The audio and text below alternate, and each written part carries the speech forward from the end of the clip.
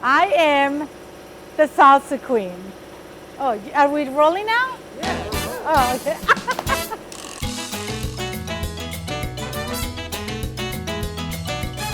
I started the business out of necessity. I had 7 kids that I had to provide for and put food on their table. I love cooking. In my culture, that's how we show our love, through food. So this was kind of like a perfect fit for me to create recipes that I can make a living out of and provide for my family. I grew up with one salsa that my mom used to make all the time, but I knew that there were more than one salsa, so I started creating some more recipes. My kids would be chopping tomatoes in the kitchen with me, and we actually started selling them on Facebook. Meeting the clients in parking lots or at their work, and we will exchange money for salsas. Then I applied for farmers markets, which was so much fun. We met so many people. My kids will come. It was a family affair. You know, every Sunday that I was doing the farmers market, we would sell out. But I knew that once farmers markets were over in the summer, what was I gonna do? So my boyfriend at the time, now my husband, he said, what about some stores? And I was like, you're crazy. That's never gonna happen. Should I tell the story that I got mad at my husband, or should I not? Jimmy is like, oh, here we go. My name is Jim Birch, and I'm the managing director here at Salsa Queen. We were kicking around different ideas for her to have a business, and then she came to me one day and said, you know what, I just want to do salsa. It speaks my language, it's my culture.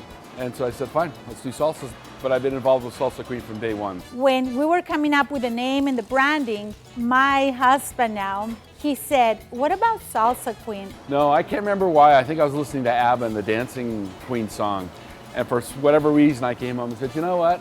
Salsa Queen would be kind of a fun name. And I told her. And I thought that was like the stupidest name out there. I'm like, whatever, that's not gonna be the name. That's so cheesy. And she just went off on me about how stupid and cheesy of a name it was. And then I went to a networking event and they said, okay, under what should we put you in so we can remember you? And it dawned on me, I'm like, Salsa Queen. And so later that evening she came home and she was very contrite and basically said, yeah, I'm gonna go with Salsa Queen. And so I came home and I said, guess what? It is Salsa Queen. So here and there I will go to the store and I will imagine my product be on the shelves and I will be like, how would that be? And you know, luckily enough, I'm so persistent and so stubborn that I went to my first store, I showed my product and I told them, I wanna sell my salsas here. They tried the salsas locally, they loved them and they said, bring them in. And I did the same thing with a few other local stores around the valley. And we were selling really good, but I wanted more. So I called Smith's. I happened to talk to the buyer for my product. And I was like, hey, I wanna come and I wanna show you these salsas that I made. They're really good. And he said, I'm not really interested. And I said, they're fresh salsas. And he said, oh, they're fresh? And I said, yes. He said, come down on Tuesday. I had no idea what I was getting myself into. So I went into Smith's, which is owned by Kroger's, and I went with my Costco bag. I had no idea what I was doing, but that was the only bag I had at the time. And I go into the office, I'm following this very important guy that I was so intimidated by, but I was thinking, it's okay, you know, he's only human like me. We go into his office and he tries a pico de gallo, which is like my favorite one. He tries that one and he says, you're in. And I was like, wait, what's happening?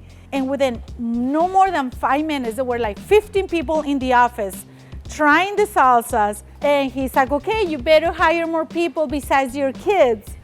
And then he said, and somebody please give her a Kroger's bag and throw that Costco bag away. And I was like, sorry.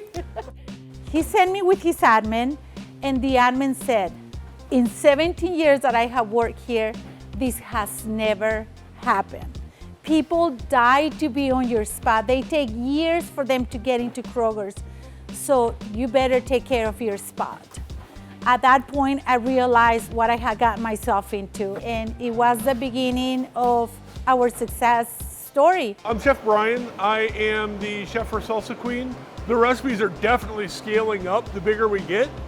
And that's part of my job, is make sure that we don't lose that integrity of the product while we get bigger. I think the brand and the products will open up a lot of markets. So it's just how quickly we can get into those markets and how we can service them.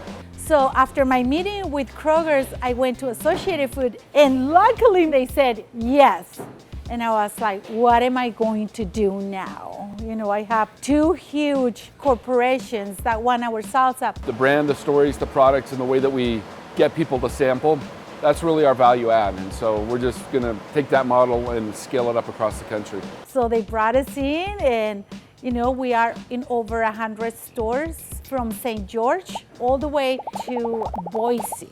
She started at the farmers markets to being the largest producer of fresh salsas in Utah now. We have over 50 employees. We're expanding, we're growing. And so what we're doing is we're just building out like a national brand, and we're trying to do this organically without going into too much debt. I mean, obviously you saw the new kitchen, and that's gonna require a build out. Here we are in the bigger facility, and this is the future of Salsa Queen.